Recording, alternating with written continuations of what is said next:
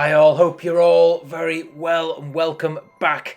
It is St Ledger Week 2025. Huge race this coming Saturday. Really looking forward to it. We're going to be predicting the top three in order to see how we can do. Done a few of these prediction videos before. I've done pretty well, so see if we can do something again. There's also Irish Champions Weekend coming up. We'll touch upon that briefly towards the end of this video.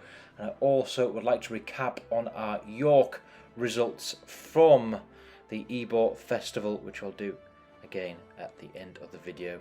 We'll also provide an update on Jim Crowley, Trevor Whelan and Noonan, all of those injured over the weekend in some pretty serious racing incidents. We'll touch upon that later on in this video. But first of all, let's look at the final British Classic flat horse race of the year, Doncaster 2025, St Ledger. Saturday is 20-4. Here is the top three prediction in order. Let's take a look.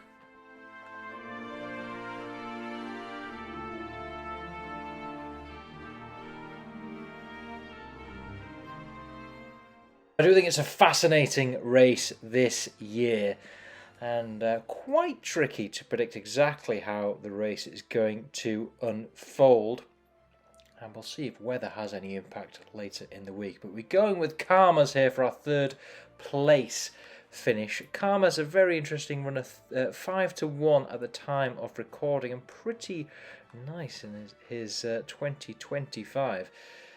He's produced some really nice performances. His last run was at York back in August in the Great Vulture Stakes, a part of the Ebor Festival. That was a Group 2. He finished second that day to Pride of Arras, but I didn't think he had the best of runs necessarily that day, so certainly feel he still got up to second, didn't he? And before that, a really nice win in the Group 2 Ascot, the Queen's Vase, back in June. Really good performance that day, very impressed. 2 wins earlier on in the year as well over in Ireland, 1 at Navan, 1 at Ballinrobe. Just a very consistent type looking horse that could still very well be on the improve. Out of See the Stars as well, so some pedigree as well there. And every chance he will go well in this race. I do believe he should be right up there or thereabouts, given how good he's been so far. So I'm not quite going with a victory for Karmas, but it wouldn't surprise me if he did pull off this win in this race. If he can improve a little bit more. But yeah, very impressed with him so far. Should go well again, and he's our third place pick for the Ledger. Let's have a second place pick next. So for our second place, we're going for one at a big price. Rahib, 33-1. I believe this horse could be a little bit overpriced. Roger Variant trained. Now, we just mentioned the Queen's Vase with Karma's winning that race at the Royal Meeting in June at Ascot, Group 2 there. Now, Rahib was third in that race, very close to actually getting second, just behind Further, who he also runs in the Ledger. I thought he ran pretty well that day, stayed on beautifully towards the end, but he didn't appear overtly fluent in race. I thought, like, there's something there in this horse that suggests he's got a better and a bigger run in him, and that was a big enough run as it was. So at 33-1, I do feel there's a very interesting price for this horse. I mean, we'll see how the race pans out. It's quite interesting to see how it will pan out. But 33-1 is really interesting runner based on that run. And last time it wasn't quite as good for him, but that was over at 1 mile 4 at Goodwood. I think he will prefer the longer distance in the St Ledger. Had a second at York back in the Dante meeting back in May as well. That was in a handicap race, Class 3. Ran okay that day, but again that was just under 1 mile 4, and I think he will prefer the extra bit of distance in the Ledger. So really interesting run of this one. 33-1. I feel he could go well, and I feel he's very well capable of outrunning those odds. And on another day, if he was slightly more fluent, maybe slightly better positioned in the race, he could have got very close to Karma's at Royal Ascot in the summer. So that's our second place, 33-1, Rahib.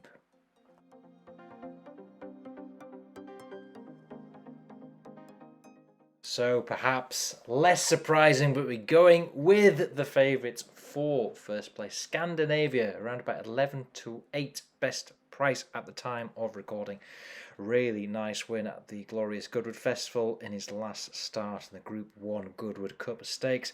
Winning from Illinois, thought he performed superbly that day with Wayne Lorden on board. Will Wayne Lorden be back on board for the Ledger? We will see. That will depend on whether he mounts Lambourn or Scandinavia. Another lovely performance we have to mention at Newmarket in the Bahrain Trophy Stakes Group 3. That one he won by over 8 lengths that day. Looked incredible. It looked like he was still running within himself. It was quite remarkable performance that day. So still capable of some improvement, I believe, this horse. And just judging on those last 2 starts, magnificent, clear favourite for a reason, I believe, in this race.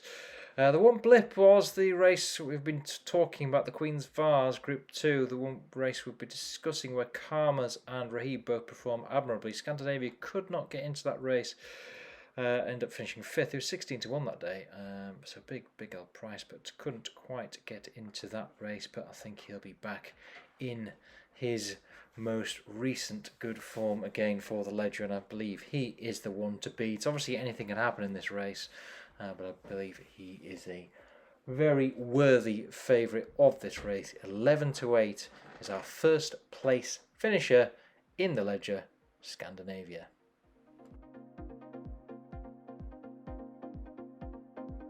Three for the Ledger. We haven't mentioned Lambourn, which we should do. Can Lambourn bounce back? Well, he could do. He's around 3 to 1 at the time of recording. Interesting to see if he can rebound after his poor showing last time out at York in a race where he was odds on and expected to win in the Group 2 there back at the Ebor Festival on the opening day. So yeah, a bit of a disappointing run from him there. Can he bounce back? Quite possibly. Will he like the distance? A few question marks over that. May just be suited to 1 mile 4. We will see. We will see. Stay True, 8 to 1. Interesting runner. Certainly not without a chance. Certainly not one to be discounted as such. We've just gone with what we believe will be the top 3 there. But Stay True has a chance, as does Lambourn. We'll see, but not one for me. Certainly not getting behind Lambourn in this instance, but absolutely has a chance. And I'm sure some people will find his price of 3 to 1 popular. Tarien's 25 to 1. Can't see Tarien's getting involved, but again, never say never in this game, as we all are aware of. And same with Saratoga, massive price, unlikely to place or do anything, I would have thought. The other one we mentioned briefly in our discussion was further around 11 to 1, and one I don't think is not a bad each way bet, but not one I will be placing. So that is the Ledger. Best of luck. Let me know what you're getting on. Always great to hear discussion. Right, now quickly just to discuss a few other things. So a really bad incident at York over the weekend. I was actually there and saw it live, and I was pretty close to it actually, where I was stood on the track. It's certainly the worst thing I've seen live at a racecourse in my 30 years of going to horse racing. Now Jim Crowley, one of the jockeys impacted there, he sustained a pelvic and leg fracture. I think he's had some surgery. I think he had some internal bleeding as well. But he seems to be recovering, and he's still in hospital. But we wish him all the best. These jockeys are brave people, aren't they? They really are. The other one guy, Trevor Whelan, was the other jockey. He also had a break. I think it was an ankle break. And I think he's seeing a specialist surgeon, but he's going to be out for a while. And rather freakishly, on the same day, the only other race meeting on the same day was at Fontwell, and David Noonan managed to get a leg fracture from a horse kick there. I think that was in the opening race as well. He, I think, is set to be discharged pretty soon, but he's had to have an operation as well. So pretty bad day for all those 3 jockeys, and we wish them all well, of course, in their recoveries. It really is a dangerous sport, and I guess seeing that type of incident live and up close was, yeah, it wasn't nice to see. So you really do hope that they are going to be on the mend and that they get back to doing what they love the most. So best wishes to all of those 3 jockeys. Right, another thing to briefly mention is York Ebor results. So we put up 5 selections for the Ebor Festival, which was a couple of weeks ago now. It feels a lot longer actually, but it was only a couple of weeks ago. From the 5 selections, 1 winner, so strike rate of 20%. But it was a fairly short price when it was Ombudsman. It went superbly on the first day, 13-8. Absolutely bolted up in that race. However, the remaining selections didn't go quite as well. It's just one of those weeks at York, just couldn't seem to get anything going, and so therefore we will have made a bit of a loss, 52.5% in terms of ROI. It's a minus 52.5% and a loss of £26 there, based on level stakes of £10. So we always want to be honest and transparent with these things, and those are the results from York. Obviously, we've had much better results in previous meetings earlier in the year, but we've got to say we do well and say we didn't do so well. I think that's how we've got to be very fair, honest, and transparent when it comes to these type of things. And then one final thing is just to say, I know it happened a couple of weeks ago now, but yeah, it's still really sad news on ruling court for the 2,000 guineas winner in the same year to pass away. Very, very sad, and obviously wishes go out to anyone connected with that horse. And I think even from just an audience and from a horse racing fan's perspective, I'm sure many of us enjoyed watching ruling court and how it really was starting to become an incredible future star, really, and was anticipating a couple of really exciting years for him. I obviously cheered him home in the 2,000 guineas and loved his win there, and that was really sad news. Anyway, I think those are all the things I wanted to run through just briefly at the end there. And yes, hope everybody is well, and I hope you all have a great week on the racing. Oh no, one more thing before I wanted to mention. Yes, Irish Champions weekend as well. Irish Champion Festival this weekend as well. We're going to do a separate video for that. Loads of Group 1s there. It really is a brilliant weekend.